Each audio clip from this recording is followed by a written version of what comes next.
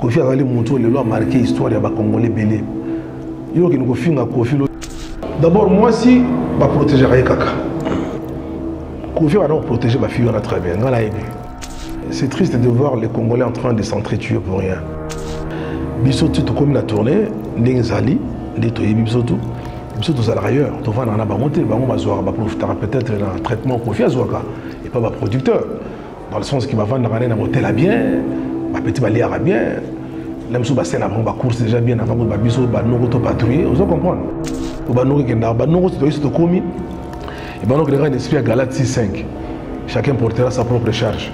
Que non, il faut patrouiller. Vous comprenez? Biso bango bango qui est bon. Mais bango bango na Galaxy 5 te.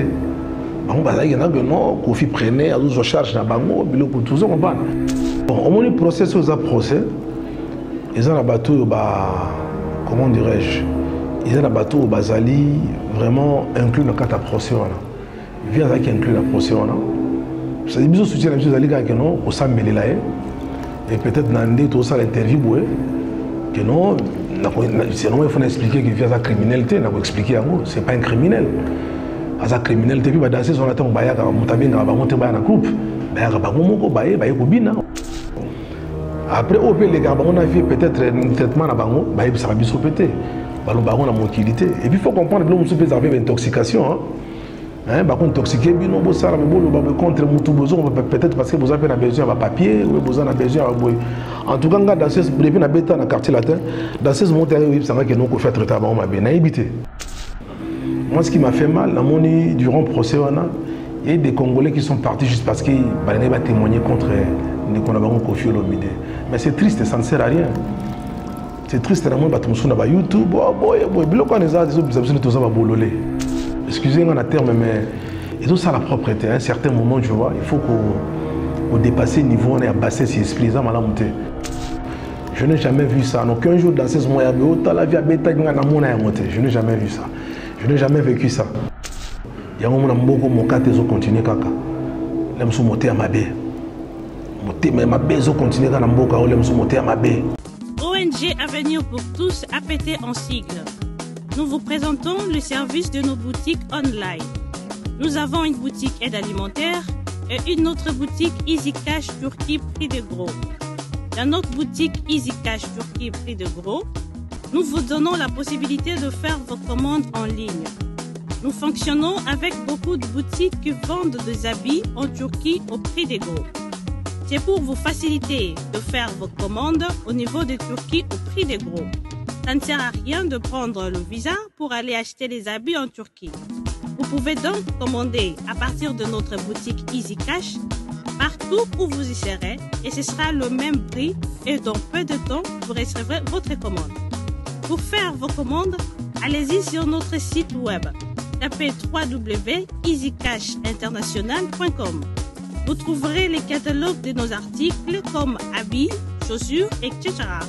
Et tout ce dont vous avez besoin. Ensuite, vous pouvez nous contacter à partir de nos coordonnées. Pour la boutique aide alimentaire, vous pouvez acheter des aliments pour vos familles à Kinshasa. Et l'ONG Avenir pour tous effectuera la livraison à domicile, sans condition et en toute sécurité, partout dans la ville de Kinshasa. Pour passer la commande de provisions pour vos familles, tapez www.avenirpourtouscongo.com. Vous trouverez toutes sortes d'aliments qu'on vend à Kinshasa, comme poulet, riz, farine de maïs, huile, etc. Faites votre choix d'aliments, ensuite passez au paiement. Utilisez votre carte de début ou Mastercard ou encore PayPal. Au moment de paiement, mettez l'adresse du bénéficiaire du colis à Kinshasa ou en Angola. Vous allez recevoir une notification de votre commande par votre courriel électronique. L'Avenir pour tous effectuera la livraison au dit endroit. Vous pouvez aussi envoyer de l'argent pour vos familles, vos proches, ainsi que les orphelins, en Angola ou en RDC. Pour tous vos transferts d'argent ainsi que les donations, veuillez visiter notre site web. Tapez www.avenirpourtouscongo.org. Vous trouverez une note technique qui vous permettra de créer un compte pour faire vos transferts d'argent ainsi que les donations. Et bien voilà, Turquie Nakati ya Kinshasa, solution et Congolais et Mounani. Nakati ya avenir pour tous. On est dans la Easy Cash. Naibisibino, même prix des gros ya Turquie et ça les awa. Pas besoin de billets, non plus de visa.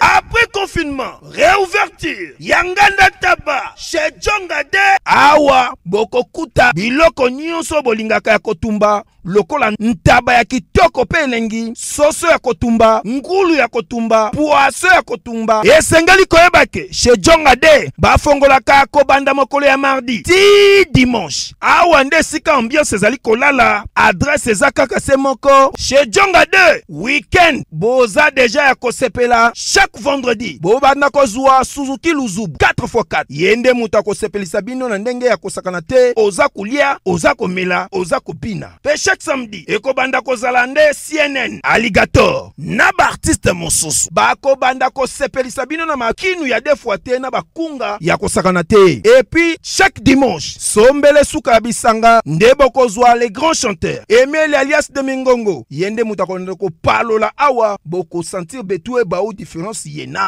Malolo. Oui frère, Babi Tchonga. La Congolia. Futur. Hein? Nous te reçons la 50 boîtes.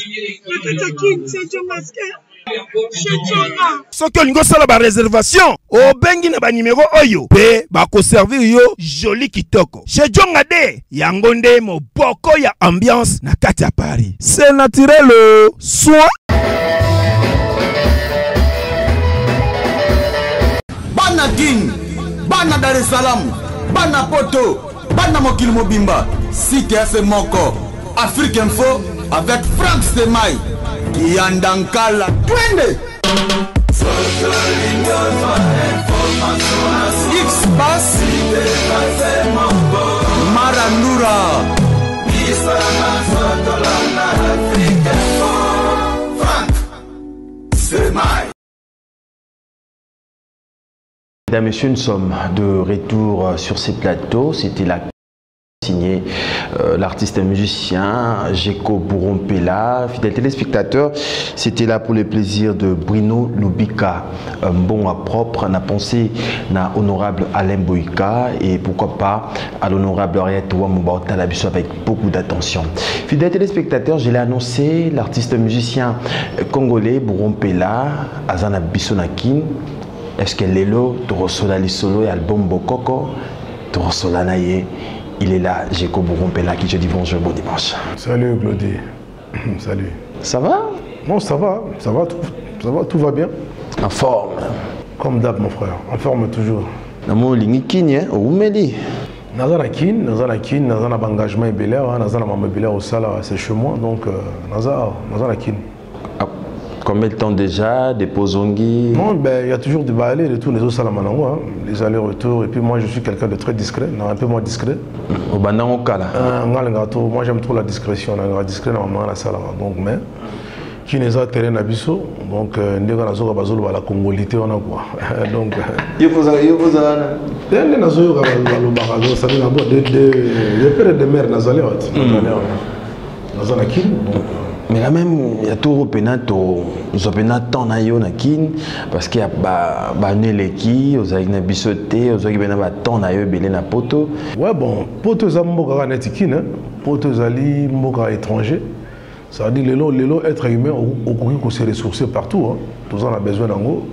L'énergie tambola na monde, tambola na monde, que nous avons pu acquérir dans les États-Unis, ou bien en France, à peine na mboka na biso na Congolien tout au pays des ancêtres. Donc, être humain, c'est obligé de stagner, tu vois, sur un même endroit. Non, aujourd'hui, toujours qu'il y a la découverte, la conquête, c'est ma territoire, l'histoire d'essayer un peu d'imposer notre culture. Et pas bateau baïbi en beauté, donc c'est ça. Mais quand même, dans Zaïki Kuna, Beta, il y avait de production, il y avait de showcase. Artiste étant beaucoup fité, et puis tu as toujours la niaque, c'est-à-dire physiquement, tu es en forme. Et tu vas toujours, il y a toujours cette envie-là de donner le meilleur de toi, quoi. C'est comme ça. Mais tu as un projet, donc voilà, tous allés. Voilà, tout le bélango, vraiment, et mignon le béléza l'élo, dimanche l'élo, bon pela, mais quand même, aux hommes de représenter, aux hommes parmi artistes musiciens congolais, Oyo, au Salandela Mnene, aux hommes parmi grands chanteurs, Yambora Nabiso, mais Banao Baye, Nasima, Baora Bourompela, Baora Calvaire, Neutotura Calvaire, début à Bourompela, bon, début, début professionnellement parlant. Dans le lobby que non, la personne qui m'a mis tout de suite, tu vois, sur un pas d'un artiste professionnel, ils allaient Koffi Olomide. En parlant d'une carrière professionnelle, la première fois, on a foulé mes pions foulé quoi, une salle mythique. Je dirais que ça s'est passé avec Koffi Olomide, qui est mon mentor. Mentor, il y a Petit Belé, Salah Belé aujourd'hui, qui incarne cette image-là de l'école musique congolaise. On a l'école musique congolaise, on a l'école, donc voilà. Donc début professionnel et puis après bon tina ko émerger na komo kende tout à l'heure conquête de territoire et imposer culture na biso. Donc voilà, mais début mais na botami na famille d'artistes, hein. La famille d'artistes na ko mes arrière grand-père ancêtre nanga, c'est des gens ils ont toujours chanté. Bazana on a makila et moi je ne fais qu'hériter aux ancêtres nanga ce que mes ancêtres m'ont légué comme art. Donc voilà, la musique est aussi dans la famille. Musique est aussi dans la famille, mais selon l'histoire, on est plus na bata wenge. Na plus na bata wenge, plus na JB, plus Adolphe. Mais sur le quartier latin, tu vois, Wenge Zali, ça va venir. Donc Alain Pella, mon grand frère Alain Pella, que je salue beaucoup avec beaucoup de respect. On doit saluer trop la musique à Congo, il faut te reconnaître. Donc il y a Zala qui déjà artiste international na Wenge musique à l'époque. C'est-à-dire bisous de ngana on a chic. Alain déjà déjà pas mal va tourner dans orchestre na Wenge musique, BCBG bon chic bon genre. Non ça dans le Wenge musique ouais bon chic bon genre. Il y a BCBG. Donc, et puis, on a ma grand frère, et permettant à Pena côtoyer, suzerain maximum, souverain leader charismatique, il faut rappeler que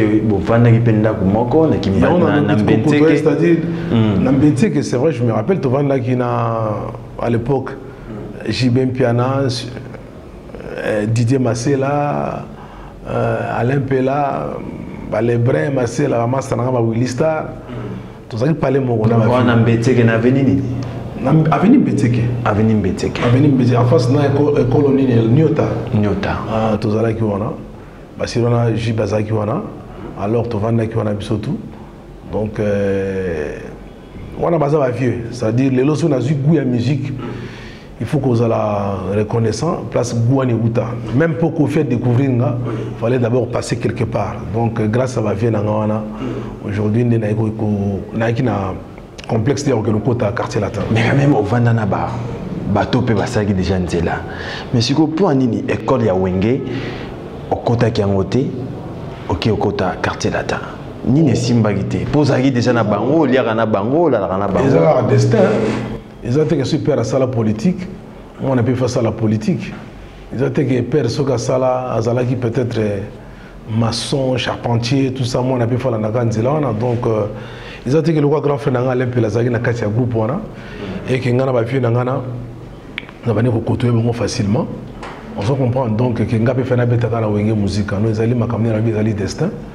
Il fallait dans les kanzilana et que na ko expérimenter carrière dans ailleurs. Donc ils allaient bongo. Alors Alain Pella appuie les Aguinines parce que Togi le solo il y a général dans Salagi au Kota quartier latin appuie Alain Pella. En tant que professionnel, il a déjà voyagé avec déjà dans la relation avec les Kayo. Bon, quand on a Kota quartier latin, même mon grand frère Alain n'était pas au courant qu'il y a un Kota quartier latin. Bon, bah qu'on a tourné, bah qu'on a bâti sur la petite na palais.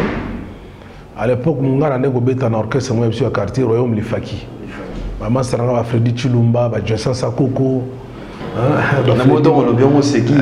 Maman Pouya Kashogi, Maman Saranga Baebi.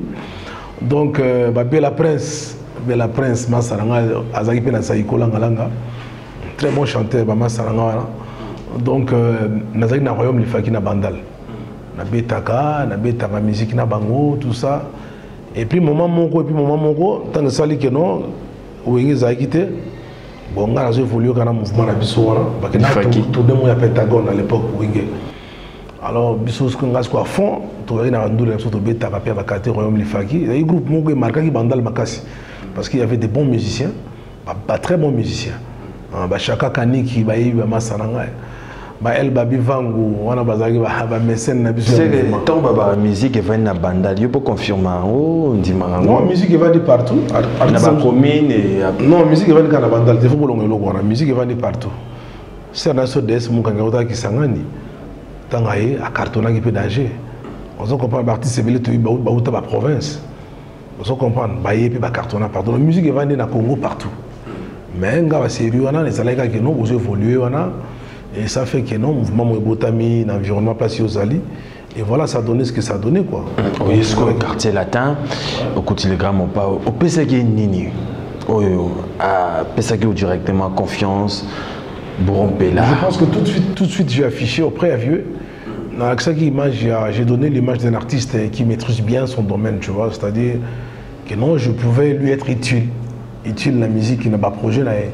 On a commis, la poutie a vendu, et puis non, petit n'angandé, vraiment, et puis on a allé quand même vraiment, ce qu'on aime baganetti, on a chanté dans la préféré dans le mouvement de la raille, dans le mouvement de la mariée, il y a un tout bacacol, mais à l'empêche j'apprécie beaucoup ça petit, ngabi on a un baganetti, était venu un baganetti ngaye, ah mais quand on a pour ça on minetti, on m'a bien aussi que vous avez imagé à l'empêche la terre, on a vu, après na yembi magie. Anga manga bakolelanga anga manga bakokundanga pona yo mama pona yo après na yembi na interpréter ba vocal ya ba master tout ya ba Eric ya ba pauvre Babia on a d'action côté banani wana quartier la ba grand chanteur ba Suzuki Luzubu on a bien ma deuxième peine les autres maratono lourdeur peine à des fois Modogo grand chanteur Sam Chintu grand chanteur parce que on est Arsenal là grand chanteur faut pas se voler la face quartier latin qui Arsenal moi il y a grand chanteur mais si bien banane tout ça mais maintenant il fallait s'imposer mais ce qu'on t'envoyé aux acquis déjà moto bané kokoma déjà banzembo à l'époque. Est-ce que ton quartier latin, qui déjà moto a déjà bien formé, oyo baksa 1+ nayo, ton quartier latin, oyo sa formation, deux agindé. Bon, partout au Kenya dans la vie, et ça là que non, parce que la vie c'est quoi? Ça dit on apprend tous les jours. Le monde a le Canada va lobby et puis qu'on les kabatutu. Non, ça dit il faut toujours les concours des autres. L'évolution à vie à moto Zarabongo. Ça veut dire que j'ai beaucoup appris auprès de mes vieux là, Jibem Piana, Prévané Talaga, ils n'ont plus rien à prouver. Donc on a apprendre beaucoup côté na bango. Donc on parle de Nanga Mawerason, Tata Mobich, Didier Massé Langwan Kazi, Blaise Boula, vous comprenez. Donc même Manda chante Kumu. À l'époque, Manda qui s'est manalé pela benga na vanda na karazo ba mélodie mystique ezobima. Potala Manda bon chanteur, Alempela bon chanteur d'autres bazoyemba et so za mona mael oyo ko la kaka. Surtout avec baleki na bango. Et donc on a appris, on a apprendre, on a finance on a wingé. Na kolisa moi moi bajar mon boy. Bajar mon boy mais tant on a longona après na quartier latin, ça dans ça déjà sur le pas. Et après pas Kofi, n'a que tapé expérience mususu. Tala Quadra Koraman. Quadra Koraman les agi pe niveau mususu vous comprendre. So na bosanité album ali bosusu qui ultimatum au pesaki au saki ba voco et belé. Dans ultimatum. Banzem belé na saki ba vocal. Net vocal nini opena oyo ezongela ko ikanga peneza. Ba vocal ngoze belé na ultimatum belé kaka. Rocky de 4 alinga konseka boni lelo kangi elongi. Oh non. Banzem neti ya moto malamu yo mikitisa mokile tombola yo lokola na kelela yango ba kobenganga faible du jour ya nini ngana wena ba vocal wana banzembe te ba vocal moto sa intervention ngana sa na ultimatum sa mabeti moni utokotanga na motemo komisanga ngana embie likoko mangana koma kyo ba bloko mo voilà c'est l'artiste musicien Bourron Pela voilà mais quand même Bourron Pela sikoyo donc côté sikoyo banani pena bayaki na misuna yo ba musicien ba côté quartier latin ozomona pena ndenga yaki ngata on a na mona Gibson na yaki na mona Gibson ndenga yaki ebele na mona bayaki Gibson ba Gibson butukondolo banani susu ba e bazaka ebele baza ebele ba masebele baya na to évoluer na bango na reconnaître sous banonte ebele na monde bayaka zo reconnaître te et ko reconnaître peut-être arriver na bango te ozo comprendre moi de banaki ozo reconnaître baza ebele il y a Gibson ngana ko aider op ouais mais dans alors il y a Gibson il y a Fali bon ba master mususu na kata mouvement il faut être franc tu évoluer na bango après mais nga époque na nga na kutaki ba samba nani plutôt ba samba ya makinga mais na que yo po goye ba bato ya mbakiti yo diga base belé je me rappelle base belé ba guitariste ba nani en tout cas il y a tout un nombre d'artistes donc c'est ça quoi oh c'est vrai nado c'est quand ils ont lié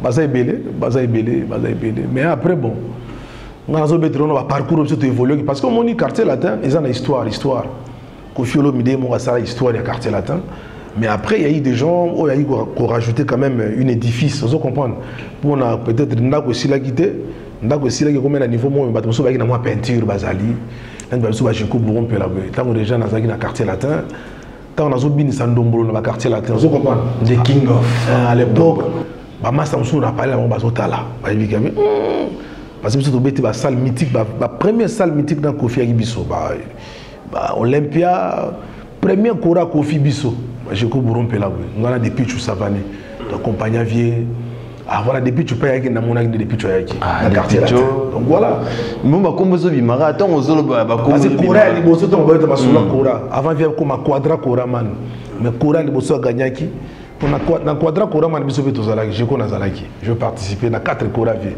mais kora li boso ya via Kofi Olomide c'était nous yaki biso biso ba Jeko donc voilà mais si problème on a habité sur nos bien un problème toute question mais après bato balobi bana oyo lelo yo bazo teka image ya quartier latin et comme il y a otanga boza la boza 100 mais ba otanga 4 to 2 to 3 personnellement qu'est-ce que tu peux dire non ça m'a bête bato tout balégé na lobi que mututu tout le monde a eu chance de dans le quartier latin on apporter édifice dans le quartier latin mais lelo babiso ba Jeko Bourron Pela boyni na bande boy ça dit partout où je passe si na kena Bénin ba yibika que non Bourron Pela le kana quartier latin si na kena Côte d'Ivoire ba yibika Bourron Pela le kana quartier latin si na bimisi dans route va na nga pe ponga pe na habitude de bimisa ba nzem trop parce qu'ils allaient peut-être stratégie na nga on est dans un bon donc je suis du genre trop discret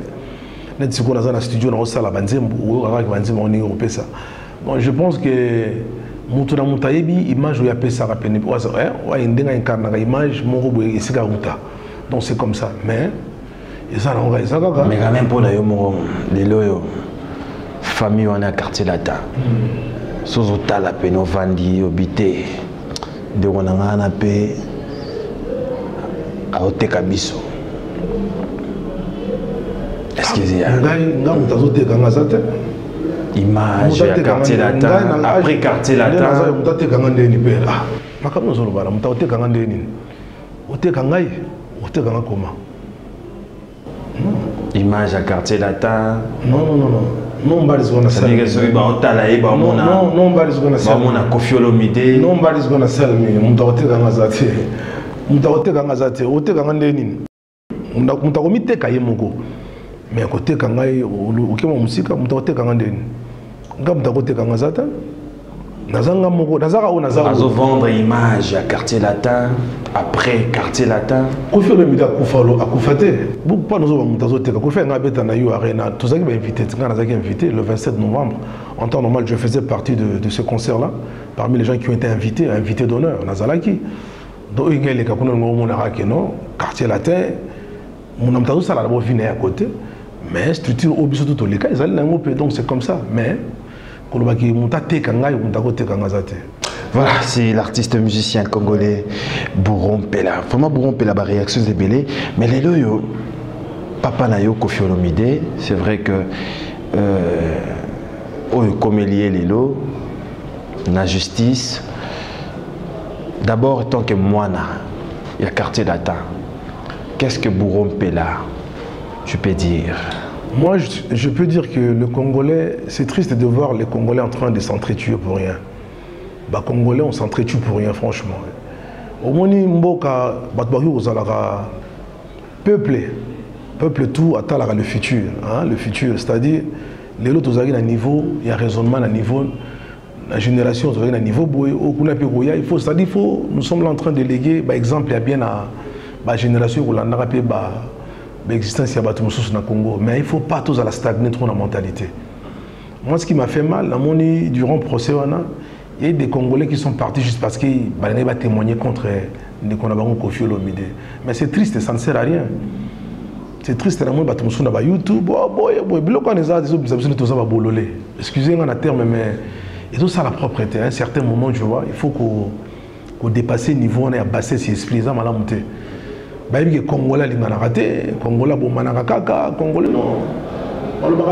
C'est là en famille. S'il y a un problème, tu peux arranger mon bisomoko. Babi, Kofi Olomide a du soutien, il y a des musiciens congolais. Bino Beba Nanaye, qu'est-ce que vous avez fait? D'abord, le problème est à Ramuto. Même Babi soit Bruno Tovan Bourbaté qui n'a pas de problème. Non, Mouto n'a pas de problème dans la vie. Parce que Bill Gates n'a pas de problème. Pourquoi est-ce que Mouto simple a tout ça surtout n'a pas de problème dans la vie. Mais ngande lo salibienté ba iba comme c'est lo kwana et community d'habiter quoi et ça sonne Kofi azali monto le a marqué histoire ya ba congolais belé yo ki nous finga Kofi lobi après na procès qui témoigné contre plutôt que soit peut-être sur le sabasseur ou apporter qui Kofi plainte hein. On va peut-être ok pour mon Kofi à l'amiable non vieux toyo quand on a l'amiable beaucoup se trouver devant Mundele na jugement Mundele mon peut ah bateau va souder vous comprenez ça dit bloc comme c'est que j'ai écouté toyo gérer à l'amiable en famille tu vois mais il faut pas toper sa image libana moi ce que je condamne c'est l'image on a il y a les libanda qui non les tiba congolais baza peuple bon ba réfléchir ça va ba biso kana image on a à un certain moment il faut changer ma camboana mais quand même yo vana na quartier latin entre les musiciens et les danseuses, banani pena bazala qui na protection ya Kofi Olomide. D'abord moi si ba protéger kaka. Kofi va donc protéger ma fille on a très bien. D'après ce que je sache, biso tout comme la tournée, ndengzali, ndetoyi biso tout ça ailleurs. Tu vois on a ba monter, ba on va voir ba profiter peut-être un traitement Kofi azwaka et pas ba producteur. Dans le sens qu'il va vendre na hôtel à bien. Petit bali arabien, même sous bassin avant la course déjà bien avant que babiso banoko to patrouiller, vous comprenez? Pour banoko qui n'a banoko tu dois se commis et banoko il y a un esprit à Galate 6:5. Chacun portera sa propre charge. Que non na yaka nana ni il faut patrouiller. Vous comprenez? Biso banoko qui est bongo. Mais bango bagi na Galate 6:5 te. Bango bazaki na que non Kofi prenait à sa charge na bango biloko tout ça comprendre. C'est comme ça. Dans les bongo donc moi si encadrer mieux. Et il y a un moment où on a poto, sur la procès dans moi si, donc c'est grave. Mais quand même, Babi, Kofi Olomide, on dirait que soutien à Bino Banana été. Il est à Kinshasa. Qu'est-ce que vous avez fait d'abord? Parce que déjà, Bissopé Congolais, Torigo Linga pété, star amené bongo, vedette amené Namboka Nabiso, icône, il y a musique, il y a Bisso, problème, mais quand même Bino Banana Kofi Olomide. Bon, au moins le procès, c'est un procès. Ils ont un bateau, comment dirais-je, ils ont un bateau au Bazali, vraiment inclus dans le procès. Via ça qui inclut le procès. Ça dit biso soutien monsieur Zalika que non, au Sambeli là et peut-être dans tout ça l'interview que non, sinon il faut expliquer qu'il fait sa criminalité, n'a pas expliqué c'est pas un criminel. À sa criminalité puis danser son attend bayaka mutabenga ba monter ba na groupe, bayaka ba moko baye ko bina, on se comprend. Après au les gars on a fait peut-être un traitement na bango, baye ça va biso péter. Balo baron na mobilité et puis il faut comprendre que l'homme se peut avoir une intoxication hein ba ko intoxiqué bino bo sara be bolo ba contre mutu besoin peut-être parce que vous avez besoin de papier ou vous avez besoin en tout cas dans ce depuis na beta na quartier latin dans ce monter oui ça que nous ko faire traiter ba ma bien na éviter dans ce monter oui ça non peut arriver que voyage moko sous soit beta tapé dans ces mbata na mona ya monter je n'ai jamais vu ça moi je te dis que je n'ai jamais vu ça. Je n'ai jamais vu ça. Donc un jour dans ces mois, la vie a bêta na mona ya monter. Je n'ai jamais vu ça. Je n'ai jamais vécu ça. Mais alors pourquoi c'est ma Koffi Olomide? Bon, mais on a le but intoxication et biso entre biso ba congolais. Ba congolais, l'air moussous que non, ah muto tout ça là il faut. Non, ils ont servi ne logo mon côté. Les autres dans la famille Ninyabino ma musicien en dehors. Ah père congolais. Congolais ko salo mabe ata awa davine payeno na sa ina déjà oui baté. Donc ils allaient monter à mabe, je pense qu'ils allaient d'une mentalité. La mentalité, on s'est inculqué nous-mêmes la mentalité là de mauvaise foi. Alors que Koffi a mérité quand même.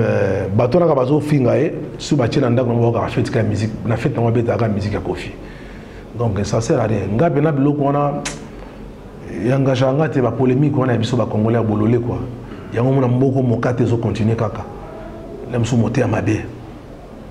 Mais ma bezo continue quand mboka ole msu moté ma be ba ko chole msu pepe na ministre makamole msu falo yipsa ministre te déjà mutona le msu saye pona ayele msu investisseur mo ayebo zo comprendre tel investisseur a cause aye na mboka kutana sanga na ministre na sana projet par exemple ou aider ba congolais na chômage peut-être le projet n'est employé peut-être 50 000 congolais mais yo avo kutana sa mutona ministre déjà aussi un mouton à Tchana, na kuta na ministre gabi Tchana 100 000 €.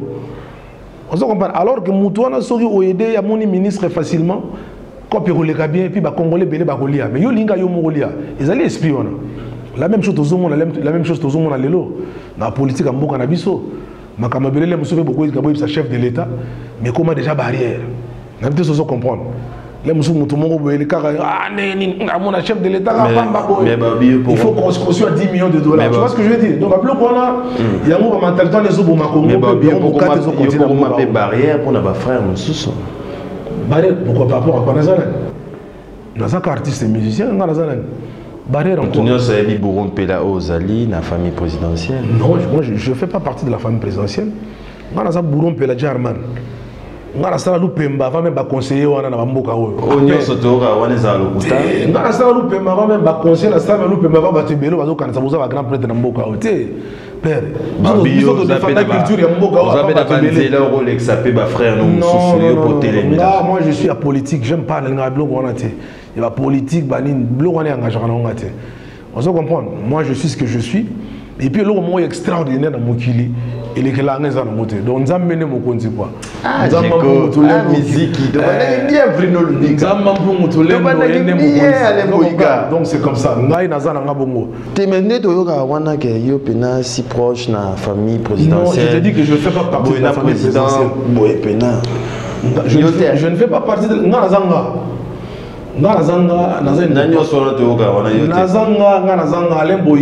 honorable d'abord je suis quelqu'un de très simple. Quelqu'un de très simple. Nalingaba incriminé na basoro mo boité ngala ngabo moté bu mai ngana pe pambate bu rompe la German abinisa jam dombolo et puis kala na mboka o miziki voilà la xara ki hote et lokote ma tobele to zo ba français belé na cravate batona biso to ba lupe mava bango a ça problème pété to zo bara ke mambo pe batu balobaka ke boro la famille ona uzali. No, I'm not part of that, bro. C'est-à-dire que si vous avez un bateau, et la famille présidentielle, vous avez un peu dans la carte. Non, non, non, même pas, même pas. Pourquoi? Pourquoi Bachanga? Pourquoi Bachanga? Nous avons bourron pelo. On a mis une émission en tant que nan. En tant que bourron pelo. Voilà, tous on a régi, tous on a régi. Tous on a régi. Parce que je fais partie d'un parti, je fais membre d'un parti politique. On a mis parce que nous avons bon marambona yobi yote na tikiti Allez tata. Loin de là. Jeko. En direct naturel. Voilà, on a évité tout ça de monine. On va dire mais allez belé ata ba kengenge. Voilà, tout ça kengenge on dit on a un Kengenge on est bima ngala zala aux États-Unis. Après ba eko on a zo en États-Unis ba bisinga bi kengenge c'est une chanson qui a marché, ça l'a bien tout ça bané mais bon. Sauf que écoute nga ba pero na ina monde na ngani la zala na kina masolo na ndo sala na zo ki penata ya ko pesa pour ba fan on ngana pesa ba honte pour na nzembo na mais merci ndenge ba bandima nzembo wana nde ba kiri yango tout zango de dire on a un dimanche à l'élo. Au de dire on a nani. Le peuple congolais, on va souffrir. Parce que moi, je suis un panafricain. Moi, je défends les vraies valeurs africaines. Donc, on va passer. Parce que quand ça Congo, si on a Kinshasa, non. On va est, on va galérer. On va Équateur, on va galérer, on va comprendre. Donc, on a tout bazar dans Congo. Voilà, on a Olivier Mbungu, on a Claude Vekiala de Paris, à Siamolex, à Otalabiso, on a Willy Nams, on a Honorable Ariette Ouamo et pourquoi pas Touré Madrid et Claude Pané. Tous en Voilà, nous sommes de retour sur ces plateaux. C'était la Kengenge. Merci à Odilon Mampouya, exemple à suivre. Talabiso, Barex Zebele, dimanche à l'élo. Odilon Mampouya, on a petit frère propre. Jusqu'à Zali, trop. Voilà, on a pensé à Tour et Madrid, Talabiso et pourquoi pas. Alain Bouyka, pas Talabiso. Alain Bouyka, autorité morale. Autorité morale, Alain Bouyka. Bavana Puno, le Bika, Babiso, Babisinga, Talabiso bien. Le Bika. Big up. Bon, propre. Voilà, mais félicitations pour la clip. Ça, là, on va bien. Dans la en Afrique, on a côté à Brazza, on a la frontière entre Brazza et Bagabon, on a la salle quand même, retomber dans vos aguilles bien. Album Bokoko. Bon, album, projet s'il a raté. Ça dit, le Nazo finalisé. Je suis entre l'Europe et Awa. Nazo finalisé projet. Malgré que tout ça, on a fait avec Lukané, mais le projet est un temps trop. Mais en fait, on a fait un suka. Nzama pongo tulendo nza komba merci. Matondo mingi. Nandenge a pesinga ba opportunité pour na koma na suka quoi. Na koma na suka. Bientôt je suis en train de finaliser l'album là. Pourquoi album Bokoko? Bokoko, mais c'est la tradition tout simplement parce que c'est la tradition africaine. Hein. Je suis africain, ben il met dans le devoir dans ce devoir de valoriser. Hein, il y a la couleur, il y a musique traditionnelle. J'ai toujours été polyvalent. Okay. J'ai toujours été polyvalent. La polyvalence, je mets en valeur la polyvalence parce que mon a la capacité à développer ma méthode, tout. Peu importe le domaine que nous pas nos alliés. Mais en tout cas, la polyvalence. Je ne suis pas du genre à rester stagné. Mais quand même, tant que tu as beaucoup, on te retrouve dans la collaboration avec grand-père Benz Boziboziana, Boembeli honorable Alain Bouyka. Quand même, raconte.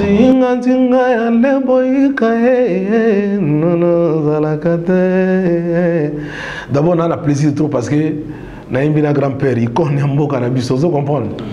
Parce que rêve Nanga, ça a toujours été de chanter, tu vois, avec les icônes de la musique congolaise. Et aujourd'hui, ça fait que voilà, je collabore avec le vieux grand-père. En tout cas, c'est une joie immense pour moi. Ça linga bien. Collaboration des alliés via Koma Ginzebo. Via Bozi, à Koma Ginzebo, tout ça, il y a l'inspiration, il y a yé. Après, via Poni, on a petit, on a une petit, on a petit, on a bourrompé là. On a dit, ah bon, Nahimba. Bon, chanteur peso qui m'a fait sa icône, mais petit peso, ça on a système abidil ou kendekaka, ou bangato, bon, fait sa icône, mais il faut tout passer là, tout passer là. Donc, Nazaki vraiment excité, on a vu grand-père Bozi Boziana Benz. Mais quand même, dans la collaboration, il y a facilement. Si on a une collaboration. Non, parce que je me dis que je mets en valeur la culture, la musique congolaise, tu vois. Tel, même jeune, tout ça, moi je chante avec tout le monde. Est-ce qu'il y a déjà des propositions? Il y a au plus dans prochainement, il y a des surprises. Même si je ne vais pas dévoiler ça sur place, mais surprise des alliés, je collabore avec pas mal d'artistes. Mais quand même, tout le monde a eu un tout on dit non, Mapouya, Moutuna Okaka. voya Bourompela. Sur le loba sanction on a aigle. Oh, la famille Poupa. Mais Master aussi tu yemba déjà. Tu yemba oui que on a côté tu yemba trop. Mais la musique tu yemba kaka. Ça n'empêche pas qu'un jour tu yemba sous pourquoi pas. Et la musique ezali né la lobby ça veut dire toujours la sabato. Culture na biso ezali nini à travers la chanson. Vous comprenez? Vous comprenez les ezali. Donc c'est ça que c'est un jour na yemba pourquoi pas Toko Yemba? Il n'y a pas de problème. Il n'y a pas d'animosité entre nous. Est-ce que Lelo Sogi, un artiste a sali succès, toi, un artiste a Tekito Diamant, toi, Sali Bozo, comprendre? Est-ce qu'il faudrait que ça crée une polémique? Mais c'est ce qu'on avait évoqué au début par rapport à ce qui se passe avec Kofi Olomide, la justice. Vous comprenez? Il faut que l'on ait la mentalité. Moi, je suis le genre d'artiste congolais qui peut chanter, collaborer avec tous ses frères. Il n'y a pas de problème. Voilà. Cela ne fera pas de moi un grand Yuma, non. Je reste Jeko Bourompela. Ça va me changer en rien. Bon, on est pas Yuma. C'est bon, on est pas grand taureau. Bon, on est venu dans Bambendre, vous appelez na Bango. C'est bon, on est pas Yuma. Bah, on va quand ça que vous avez mis na mutu et que non. Tu es là qui Yuma, mais là vous savez Bourompela quelque part côté au Bon, et ça featuring ça m'a bête ça m'a bête. Et ça, la mabette, il a apporté, mon pas apporté. Est-ce que c'est grave? Non. Il ne faudrait pas qu'on en fasse toute une histoire, cousin. Ils n'ont rien, père. Ils n'ont doulé. Donc tout est éphémère. Michael Koutadaya. Michael Koutadaya, bon moyo. Et donc ils n'ont rien. Ils n'ont doulé, père. Ils ont doulé.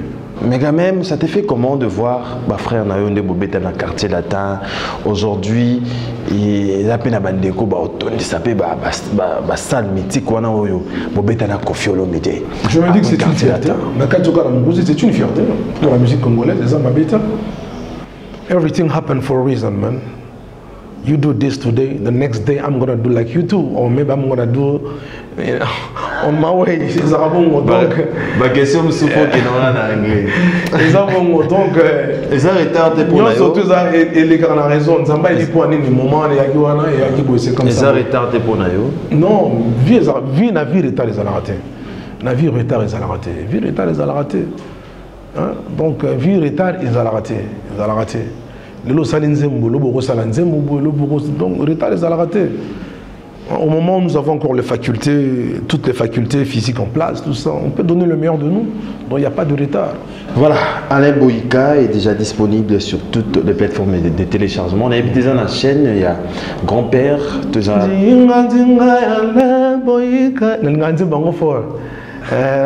Et puis Grand-Père n'a bandana. Au sommet de la montagne, Alain Boyka,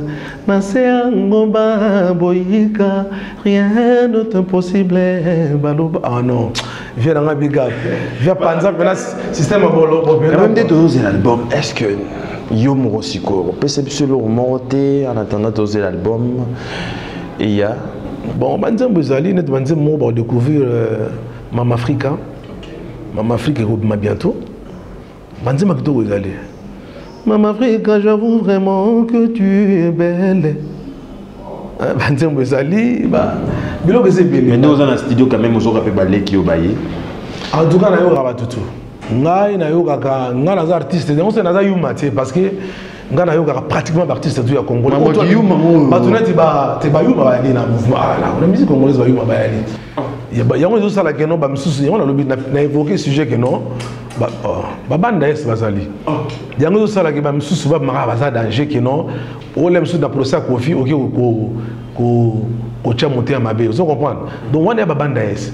Babanda est. Mais donc ça dans le domaine na biso pour Congo bon il faut Babanda est dans base à la moins réduit. Vous comprenez? Net ngana même musique il y a petit frère propre Ibrahito. Hein? Ibrahito a manzé mo ba tcha moi extrait à Calvaire Nakati. Oh mais je viens de découvrir petit frère d'Angara mais c'est un super bon chanteur. Il y a Ibrator. Ibrator na yo ga très bien, na yo ga Fabrigas. Fabrigas a très bien. Na yo ga ba héritier Watanabe moto na tembe. Vous comprenez? Ngana yo ga bango Inosbi. Inosbi na sepela na ba univers na e. Donc nga mo ko pembiaka na e na za world music. Moi, ça me fait énormément plaisir d'avoir une Inosbia Imbaka. Vous comprenez? Donc, Imbaka très bien. Gaz, voilà. Parce qu'il y a un univers, mon petit frère Nabissou, en tout cas, mais c'est bon. Est-ce qu'il y a des quoi applaudir? Bon, déjà appuyer un musicien, appuyer au biguinon, on a une force pour nos frères, la musique, na soutenir. On a dit tout à l'heure, on a dit everything happened for a reason. Hein? Donc, on laisse le temps sur son parcours normal. Makambozal n'a bien. Ils allent bien. Mais il y a la musique, la musique, tout congolais. J'aime tout le monde. C'est comme ça, ouais. Si dans un pays étranger, au lieu de musique, au lieu de musicien congolais, non, c'est pas la honte. Non, c'est pas la honte parce que je me dis que non. Parce que comme dans le Congo, on a su quand même monopoliser ce marché musical durant des années. 60 ans, 70 ans, grand musicien, taboulé. Vous comprenez? Mon tabet en Olympe, il faut ta saleté. Mon Olympe, il est bien ici. Vous comprenez? Taboulé habite en Olympe, il faut ta saleté. Olympe, il est bien ici, il est là. Donc, version, fétiche des ancêtres, exaucer ma prière. Marabout d'Afrique, dans la rivière. Bablo Gouana. Mon Dieu, la vie. Au donc gastronomie. On se comprend. Au bricolé. Donc, ça dit, vie nationale, grand artiste, on se comprend. Tika œuvre, Mario, interpréter. Donc, c'est comme ça. Donc, c'est un peu dans ce sens-là, quoi. Voilà, tu as commis presque un soukanayo, tu as l'album Bokoko. Mais quand même, il y a côté vie aux aratés, vie na YouTube. Bon, au moins, musique, on peut dire comment tendance, c'est la organisation. C'est-à-dire la structure qui t'accompagne, il fait le travail. Bisous artiste, c'est la structure, je veux comprendre. Mais cette fois, moi, j'ai quand même la chance, dans Zolo Bayango, donc ouvertement, qu'il y a Sony Music. Ouais, j'ai eu la chance de signer avec Sony. En termes de production, toute sa collaboration, tu as collaboré avec moi. Il y a un album où j'ai eu moins de temps parce qu'il fallait, je dois donner le meilleur de moi-même, le maximum de moi. Même critère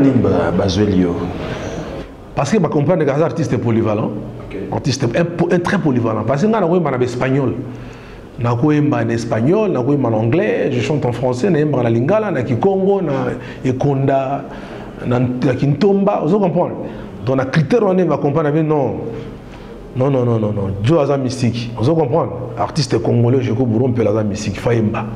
Il y a un signé, il y a un album dans les yeux temps, dans un travail en haut, dans rafistolé, puis dans bord vrai. Vous comprenez? Quand même, on met ma baron na couleur nini. Rumba, afro, pour tu perception kengenge déjà, au tengamaki déjà. Non, on met ma baron na polyvalence. La musique, il faut toujours avoir cet esprit-là de plaire à tout le monde. C'est ça la musique, au fait. Il ne faut pas dire parce que je suis congolais, bon, moi je veux plaire qu'aux Congolais. Non. Aujourd'hui, un Chinois, il a besoin d'écouter la voix d'un artiste congolais et chanter. Vous comprenez? Il a besoin. Il faut plaire à tout le monde. C'est ça la musique, au fait. C'est dans ce concept-là qu'il faut voir les choses. On a bien Kiyumate. Kiyumate, on a compris, c'est on a Galat 6-5. Mais quand même, esprit dans la musique, il y a un esprit. Bon, esprit, hein. Esprit, d'abord, Bandaes. Nando le Simbara vérité. Bandaes Nando le Simbara. C'est-à-dire, la musique, il faut esprit ça là. Esprit, parce que ça dit déjà inspiration. Là où on va acquérir l'inspiration, vous comprenez? Et ça, on a un univers abstrait. Vous comprenez? Donc quelque chose d'abstrait, tu ne touches pas. Vous comprenez? Et il n'y a pas de la mise sous thé, tu ne vois pas. Mais tu le ressens spirituellement. Vous comprenez? Donc, esprit, donc, alors, musique, c'est un monde d'esprit, il y a votre esprit. Il faut à l'esprit. Tout le monde a yuma. Côté ni. Côté de la Bandaes. Côté de la Bandaes. Côté de la Bandaes. Maintenant, côté de la Bandaes. Moi, je ne fais pas partie de Bandaes. On a donc esprit, ils allaient, l'esprit, ils allaient. Parce que là, on est impressionnant, mais j'applaudis tout le monde. On applaudit ça, répétez ce que oui,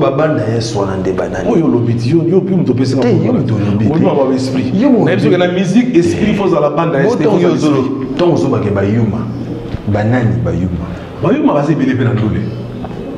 chambre la politique, la politique, fort. La musique, On se comprend. Dans le domaine tout Bayuma Bazali. Sur catégorie. Parce que tous les l'esprit mon côté la vie. Catégorie Bayuma Yarande. Pour toi Bayuma. Baso parapa en pamba. Baso parapa en pamba. C'est-à-dire baza ba tout le monde causer mais contenu à ma soeur sur mon sentir que tu as esprité. C'est ça en fait. Yuma. Grand Yuma.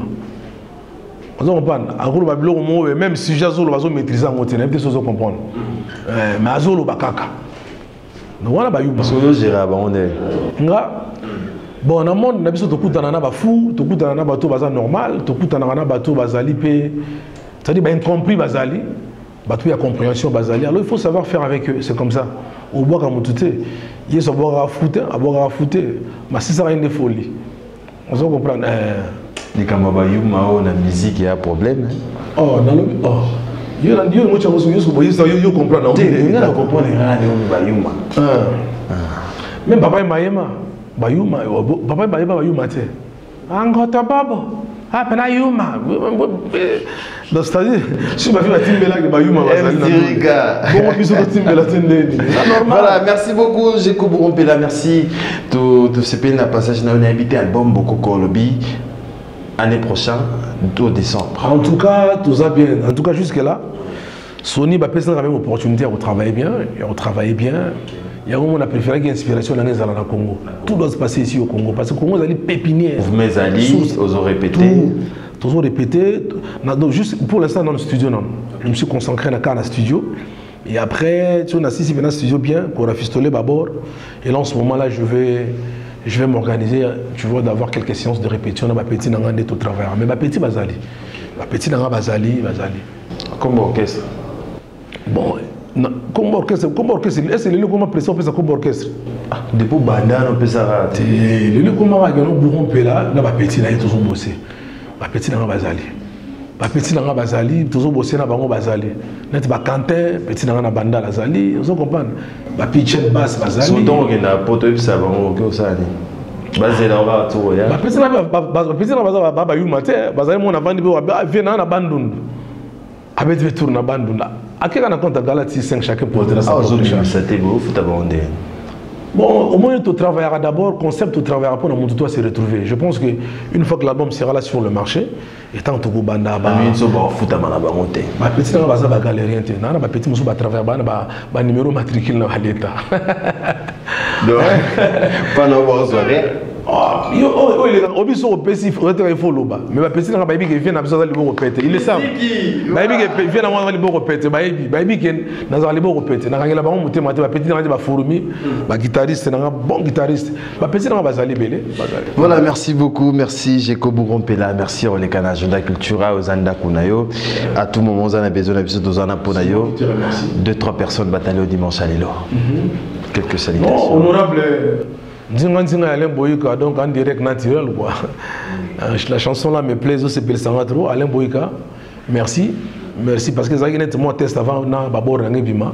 Mais à sentir que vocal les akaka. Na nous entouré na Bruno Lubika, Bruno Lubika, na Alain Boyka. Alain Boyka, very strong Papitolas. Papitolas na Mboka Sika, donc Bazali, honorable Papi Séoul, je salue. La PC Mbote Sikazali, donc bon dimanche à lui. Merci. Batulanga Touana Bazali. Et puis de Brazzaville, Olivier Doumou Bazali, de la Doumotion, Bazali, j'ai beaucoup de gens. Ouais. Voilà, merci beaucoup, Jeko Bourompela. Merci de passer dans Journal Cultura. Merci, Nabato Batalibiso, Moto Azoba Code Union Soutien Approche, plus 1, plus 33, plus 44, plus 243, les codes mondiaux. Willy Mouché, Nina Poncé, na Odilo Mampouya. Merci à Francine Gwanzou, Fonsi Diakota, Trésor Tango, Botalibiso, Tony Biarkiasosa, et Nabo Sanité, Si Amoulex, Aigle Noir. Et merci à mon équipe. Merci à Fabrice Ndekani. Et puis, Boss Panda Chala. Boss Panda Chala, tout à l'heure, donc en Angola. Et puis l'Onzaya de Simba. L'Onzaya de Simba, moi c'est pour la culture afrique trop. Donc bon dimanche, je suis voilà, on a pensé bien à Claude Vekiala de Paris. Merci à Fabrice Ndekani, merci à Héritier Mboulon, merci à Guindombele, merci à mon vieux Eric Diankono, merci à M. Siriga Manzemba les notables, merci à Carlos Ilika, Netimungo Gaëtan Daka, Chikote là, Gianni Kodia, Obed de Mandundu, Pepe Sala, Amar Makika qui peut au travail là-bas. On se dimanche, on se retrouve déjà demain lundi à 14h05 pour la la rediffusion les dimanches prochains pour un nouveau numéro de Agenda Cultura. Merci.